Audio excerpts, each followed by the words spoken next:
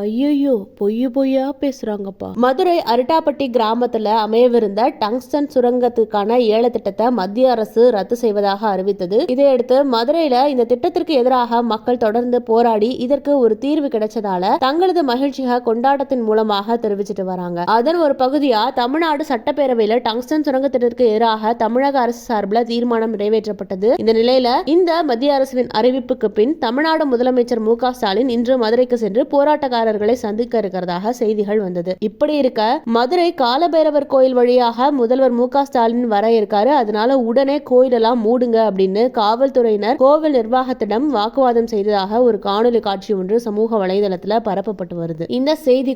இந்த செய்தி தவறானதுன்னு தமிழக அரசு மறுப்பு தெரிவிச்சிருக்கு. அதாவது முதலமைச்சரின் வருகைக்காக காவல்துறையினர் கோயில மூட சொல்லல, ஆனா கோயில இருந்து பக்தர்கள் வெளியே வர வேண்டாம் அப்படின்னு தான் சொல்லப்பட்டதுன்னு கோயில் அர்ச்சகர் மற்றும் நிர்வாகிகள் தரப்புல விளக்கம் அளிக்கப்பட்டிருக்கு. ஆனா இந்த கோயிலையே மூட சொன்னதாக பொய்யான தகவல்கள் தவறாக திருச்சி பரப்பப்பட்டு வருவதாக தமிழக அரசு தனது உண்மை கண்டறியும் குழு மூலமாக விளக்கம் அளிச்சிருக்காங்க.